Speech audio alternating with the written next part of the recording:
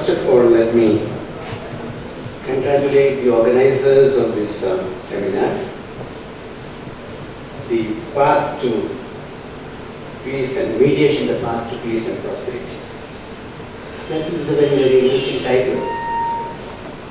Mediation at the individual level, mediation at the level of society, mediation at the level of nation, mediation at the level between countries. So mediation has many, many levels, and I'm very happy that many of us are sitting together to see how mediation can be promoted to a level where conflict can be resolved through a process of mediation.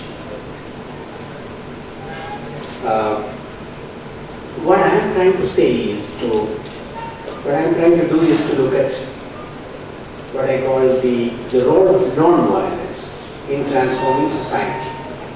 Now soon we will weave it together. We will try to weave non-violence and mediation together, because a non-violent society that will create less of conflict, so there is less need for mediation, etc., etc. So we can try to see where is non-violence and mediation coming together.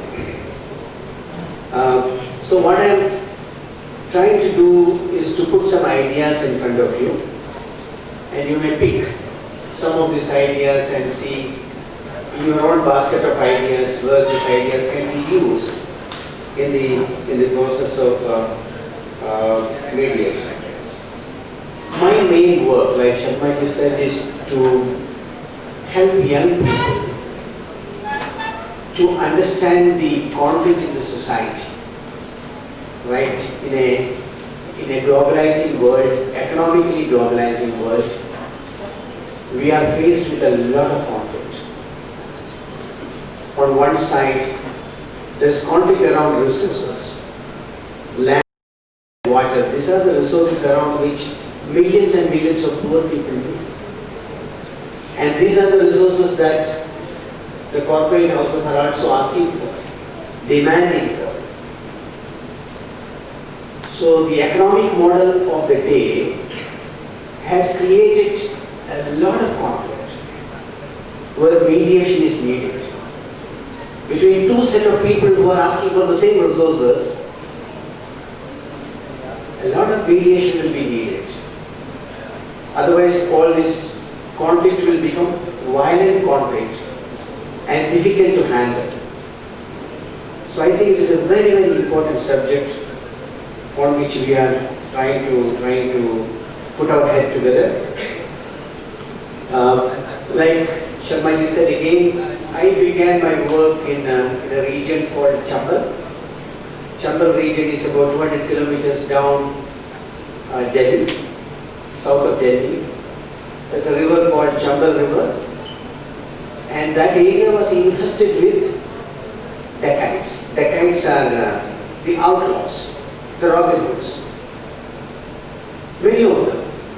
They had mutual conflict, they also had conflict between states. You know, the dacoits, the bandits of Uttar Pradesh will come to Madhya Pradesh, loot, kill and go back. The bandits from Madhya Pradesh will go to Rajasthan, loot, kill and kidnap and come back. This was going on for many years, and we didn't know how to handle it. So many young people taking to gun violence, making that an employment. And then we didn't know what to do. So first of all, what we did was to disconnect young people who are not part of it. See, when there is fire on a train, what do? You disconnect the bogies that are not on fire, and then start dealing with the compartments and bogies that are on fire. So we said the good way in the Chambal region will be to get young people who are not yet affected by this violence, to understand the value of non-violence, the value of resolving conflict through a non-violent method. The moment you have a problem, you don't have to take a gun. The moment you have a problem, you don't have to take a stick and start beating people. When you have a problem, you can also talk and try to resolve your problem. So we were organizing many camps in that region to get them to understand how to resolve issues through dialogue. And through these young people, finally we were able to reach out to those who are armed in the jungle.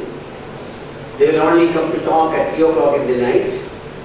And slowly a dialogue began with the armed groups in the jungle in Uttar Pradesh, in Madhya Pradesh, in Rajasthan.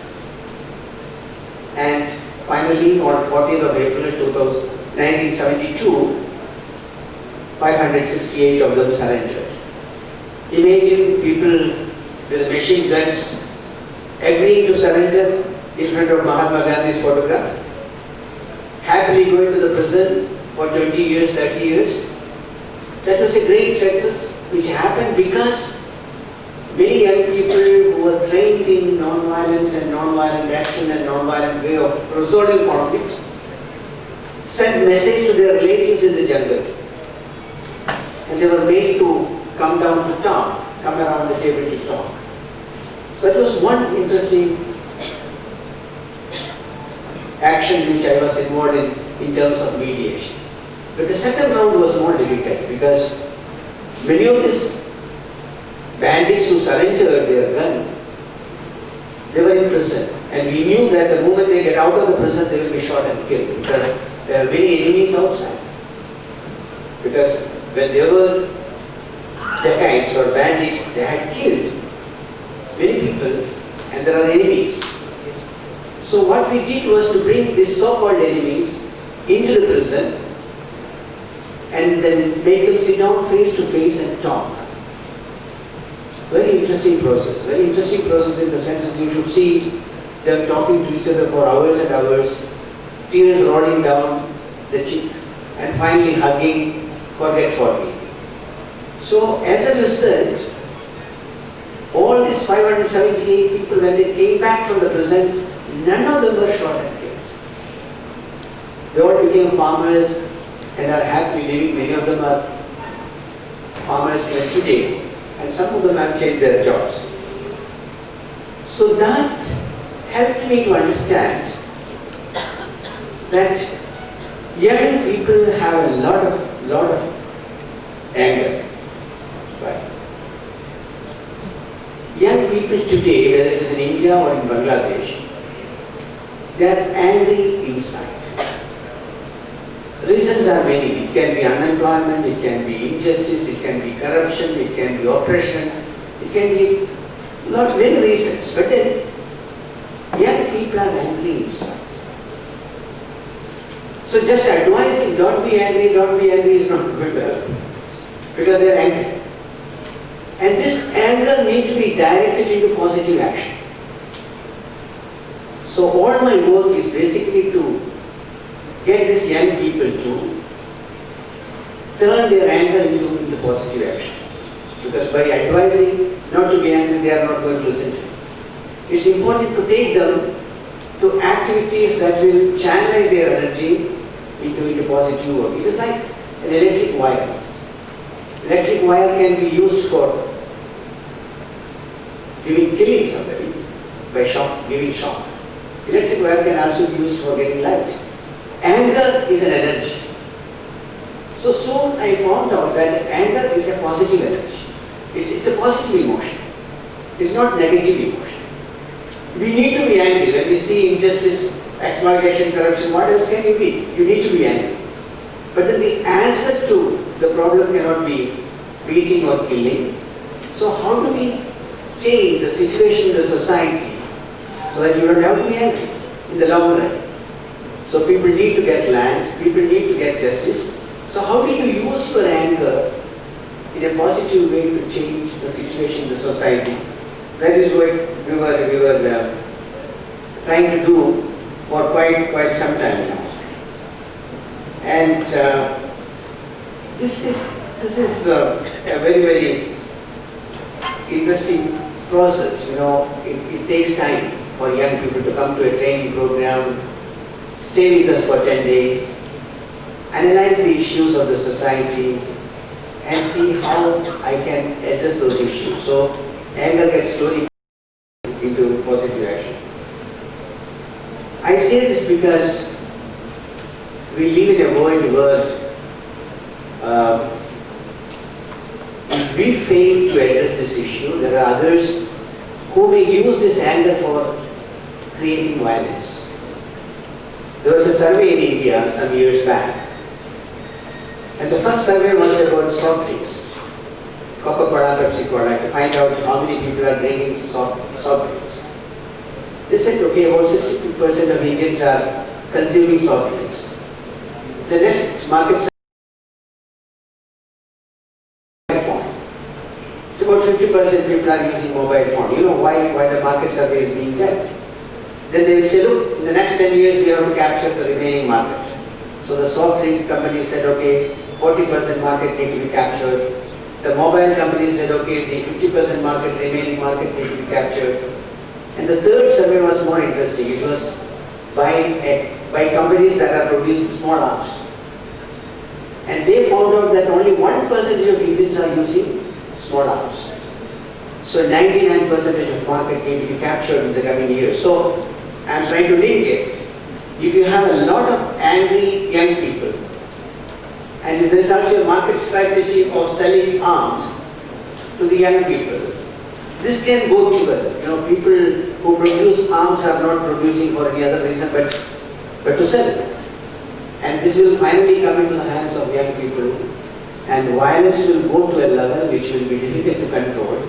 So it's very important for us to work with young people, understand their anger, divert this anger so that there will be less of conflict in the society, and as a result, less of need for conflict resolution or mediation.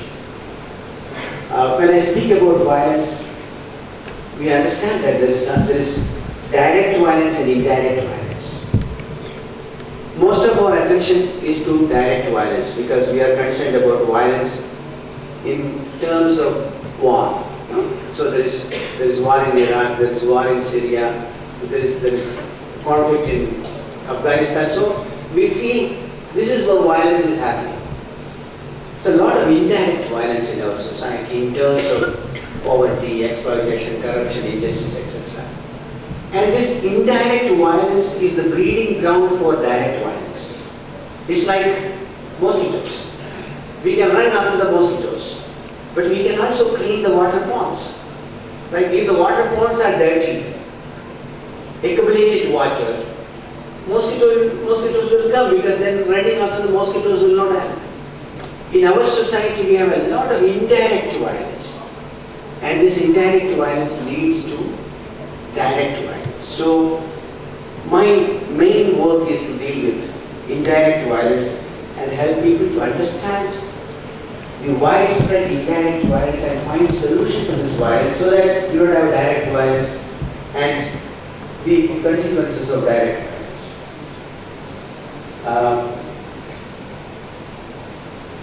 What I'm trying to do with young people is to help them to understand, look, non-violence is not just for good times. Very often people will say, okay, if everything is good, we are non-violent. But if things go bad, we are violent. If my wife will cook food on time, I am non-violent. If she doesn't cook food on time, then I am violent. So this idea that, look, non-violence is only for good times need to change. The test of non-violence is how do you behave when situation is bad. Otherwise, what's the test? The test of non-violence is how do you behave when you are under tension, when the situation is not according to what you want. How do you behave? That's a test of non-violence. The long march that when 25,000 people were walking to Delhi, suddenly a truck accident happened, and three people were killed. Those 3 people are killed in front of you. What should be the reaction? You will block the road, you will burn the car, every reaction will be very violent. People were surprised to see how 25,000 people were sitting down, waiting for the next instruction, without any violence, without any shouting. And this is possible when you train young people. Whether it is political action, whether it is social action, whether it is small action, big action, unless young people are trained properly and make them understand when the situation is bad, that's the time you need to test your capacity to act non-violently, that's going to work. If that training is missing, then the situation becomes bad and people become violent. And very often young people try to question you by saying, look, non-violence is only for weak people. Strong people don't need to be non-violent. This is for weak people, coward people, non-violence. Or they will say, non-violence is very difficult. Non-violence is not easy. So our capacity to answer some of these questions, because violence is easy. Violence is easy because anybody can throw a stone at a dog. Anybody can beat the guy in front of you. But then to be non-violent, you need to be strong. So the idea that non-violence is the tool of the weak need to be turned into non-violence is the tool of the strong. Right? You need to be really composed, you need to be really strong to behave in a composed way when the situation is bad. So many of this understanding, general understanding that non-violence is difficult, non-violence is the art of the weak. So we need to be really clever in terms of understanding the kind of arguments that is in the society and trying to help young people to understand the value of non-violence. The second level of training, this is the first level of training. The second level of training is basically to help young people to understand non-violence is not only dialogue. Non-violence is, we call it manasa vacha karmana, that you understand. This is a Sanskrit word, manasa vacha karmana. Non-violence in thinking. See, you may talk non-violently, but your heart will be full of jealousy and bad feeling for others. How do you have a thinking process that is non-violent? How do you have a talking method that is non-violent? And karmana, how do you act non-violently? So non-violence has many stages, and taking young people to go deeper into it will be a very, very interesting thing. And non-violence is also generally understood as non-violence is only for people, human beings between human beings, non-violence. But now we live in a world where we need to understand the need for non-violence with nature. See, this is where we are discussing climate change, global warming, etc. The way we behave with planet is very, very violent. We have polluted all our water, we have polluted all our food, we also polluted all our air. So this is totally violent way of consuming, violent way of behaving. So unless we understand that, there will be so much conflict in the society and your time will be spent only in mediation, day and night, because we will create so much conflict so that we will have to mediate. So how do we help people to behave differently, that we understand our relationship with earth, water, nature, etc., etc. So that must be a deeper part of training for young people to say, look, I'm not only wanting to promote non-violence between people, but I also want to promote non-violence between people and nature. That's a level at which we will have to go. Now, one important thing in which I am involved is also to go to colleges and to schools. Not only people in the villages. In the villages it's easy, but when you go to colleges and to schools, it is much more difficult to convey this message of non-violence because they are totally into consumerism. They feel they are modern. They are very modern in terms of their look, their mobile phone, their computer. They are very modern. So it is also important for young people to understand modern is not only the look. Modern is not only the look, but modern is also behavior. So how do you look modern but also behave in a modern way? The using power is primitive, right? And dialogue is modern. So how do you move from a primitive behavior to modern behaviors? With all this good dress and computer and mobile phone, if you are behaving like the old guy, using force, using ugly language, etc. So how do you become modern, not only in look but also in your behavior? Right? When you and me read the history, when the transport began many years back, the thing called transportation. Right? When two horse cart will come, how do they mediate? It's like the road was so small, both the horse cart will stop, both of them will get out of the cart, fight with each other. The winning one will go, the other one will have to go out of the road, etc. So using force was the old method. Dialogue is the new method. So how do we make the educated young people to use dialogue for solving problems and be modern not only in terms of their look but also in terms of their behavior? That's the reason why me and Jill, my wife, we try to get into educational institutions, because it's very important for us to get to educational institutions and help them to understand non-violence in relation to every subject. Non-violence and economic studies. Look at the economy that is working today. It's a top-down economy, excluding millions of people, creating so much of violence, poverty, migration, marginalization. So look at the economic model of the day. Now if you understand that non-violence in economy, what is a non-violent economy?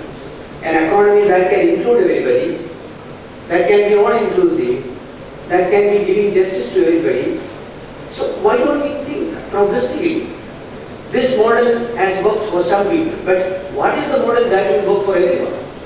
So we have a responsibility to get into education institutions and see that the subjects are not taught the way it is taught today, because they are creating a lot of competition, a lot of violence. Think of a development model, a non-violent development model. Development studies can have a non-violent development study model. Today's development is creating a lot of problems. This development model is going to create problem for the planet itself. So much pollution problem. So what is that development model that will create a better world? Or think of journalism. If some journalists are sitting here, I mean, every newspaper has a crime reporter and a war reporter, and nobody has a peace reporter. So how do we create peace through journalism rather than sensational news creating war and conflict, or increasing war and conflict, etc., etc. So this modern world needs to have greater level of learning and understanding of non-violence, so that it doesn't, through the economy, through the development model, through the way we handle media, social media, we don't create more conflict, more problems for the world, but reduce it through our style. Because it's important to ask young people, I keep asking young people in colleges and schools, how do you want to use this tool called education? To oppress people or to liberate people? See, education for oppression or education for liberation? See, through mediation, the lawyers are trying to do that now. You understood the value of mediation because poor people are waiting for years and years to find a solution to their problem. And you say, look, through mediation we are going to solve it earlier than through a legal procedure. So I think using education to make a better world is very, very important, and we need to work towards it. And so many of you need to get into those schools and colleges to do that. I have a point on violence in relation to what is happening in America today, USA. See, you read every day in the newspaper, every day, almost every week, that young people are taking a small gun and going to the classroom and shooting when they dislike something. Killing into schools, students attacking students with guns is a big problem there. And Obama, when he stood for election, he said, look, when I become president, the first thing I want to do is to introduce a Small Arms Control Act.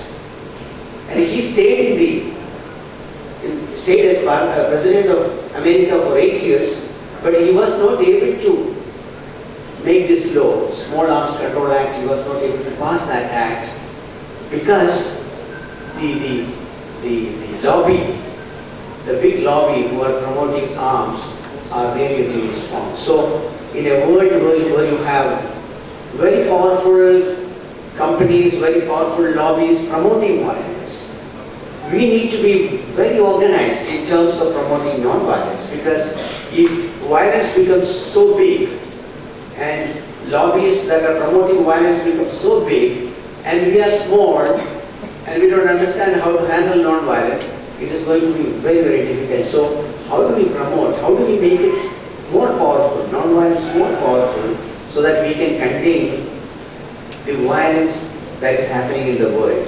Both kind of violence, direct violence and indirect violence. Gandhi went a step ahead. You know, Gandhi spoke about, now there was a very interesting about transformative mediation that Kevin must be. Gandhi was a great advocate of transformative non-violence. Now what is transformative non-violence? He said, look, I want freedom. I want freedom, but I want you to change your habit of colonizing people. Right? It's not only my liberation, it's also your liberation. I want liberty from oppression, but I want you to liberate yourself from the habit of oppressing others. Right? I want freedom from poverty, but I want you to be free from your habit of accumulation. Right? Transformative non-violence is very interesting. In fact, it is wishing good for the person against whom you fight. So Mahatma Gandhi was far ahead, not only in terms of applying non-violence in day-to-day life and also in political action, but also to see through how a non-violent actor can act without hating the person in front of you. You love the person, so you want the person to transform his habits and behavior. So that was a very, very interesting process in which Mahatma Gandhi was involved. So I think we have a lot of things to learn in terms of how to promote non-violence, so that the society becomes a real non-violent society and creates less of conflict of all kinds, direct and indirect. So less need for mediation. And wherever mediation is needed, we start using mediation very effectively. So in the long run, people who work on the agenda of non-violence and non-violent training programs, people who work on mediation, we all need to come together on one platform so that together we will be able to make a better world. Thank you very much.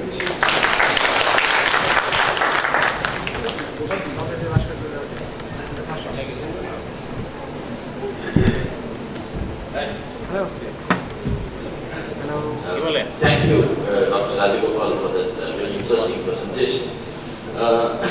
He talked about the mediation that took place in the jail between the dacoits who had surrendered and with those who are outside the jail who are waiting to kill those dacoits when they get released. And that was exactly what he said at the end, a transformative mediation. Tears rolled out from the eyes of those dacoits and they became friends. We saw just now a beautiful blend of East and West. Kevin from West, his presentation was of a typical Westerner, a professional approach to mediation. And Rajagopal with the Eastern values.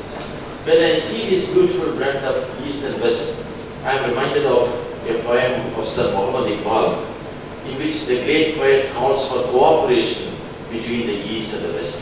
The poem runs like this: in the West, intellect is the source of life. In the East, love is the basis.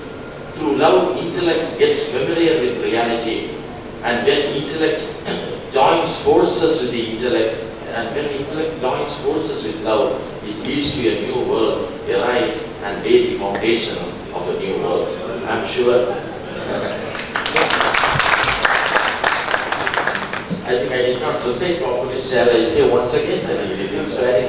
In the West, intellect is the source of life. In the East, love is the basis. Through love, intellect gets familiar with reality. When love joins forces with the intellect, it leads to a new world arise and lay the foundation of a new world. I'm sure BIMS is laying the foundation of a new world of peace and non-violence through the path of mediation. And now is the time for prayer. We have a break for an hour for prayer. There is a mosque on the second floor, and non-fasting members may go to the ground floor for the restaurant. I repeat, those who want to pray will go up, those who want to take lunch will go down.